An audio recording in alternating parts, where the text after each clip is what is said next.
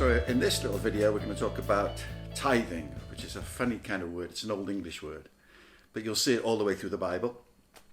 A tithe literally means a tenth or 10%. What you find in the Bible is that everything belongs to God. We say God is our source. He's the God who provides everything for us. But everything really belongs to him. The Bible says the earth is the Lord's. But when it comes to the tithe or the tenth, there's a very specific way in which we express that. We acknowledge that God owns everything, he's our creator, and he's our source. And in the Bible, you'll find all the way through that the tithe is an expression of our worship and our love for God, that he owns everything.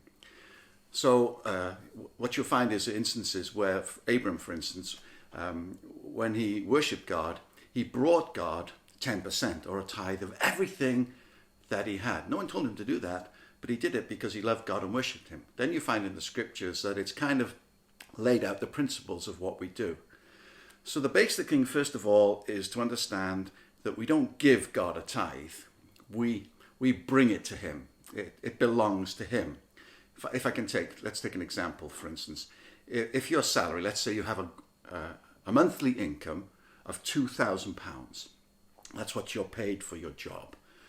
Now, the tenth of that is £200. We might think, oh, well, it's I've got to pay my tax, I've got my national insurance, I've got to pay my union dues, I've got to pay all these things. So what I'm left with, that's what I tithe.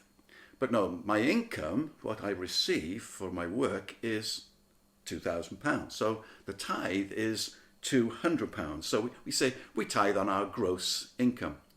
Now, is it just my salary? No, it's not, because let's say I've got my income, but then as well, someone wants to bless me. We talked about sowing and reaping before. Say someone comes along and says, Roger, I want to give you £100 for your birthday. I say, thank you very much. Now, if I receive that, that is also something that's coming to me. So it's not just salary that I earn, it's everything that comes to me. So for me, in our system, if someone gives me £100, I say, well, £10 of that belongs to the Lord because it's his. So I don't give my tithe to God, I bring it to him. It's very important we understand that. Now, what do we do with it? Where do we put it? We don't just throw it up in the air or say that we'll do what we want with it. In the Bible, we find that there's the principle of the storehouse, where we're told that we bring our tithe to the storehouse, as you would do in the natural. What that means for us in the church in the New Testament is that we bring our tithe to the church. So we don't tithe to the church, we tithe to God. We bring our tithe to God, but we express that when we bring it and we place it within the church. And those who are responsible for the administration of that money look after it and they administer it properly. So the tithe then is 10% of everything.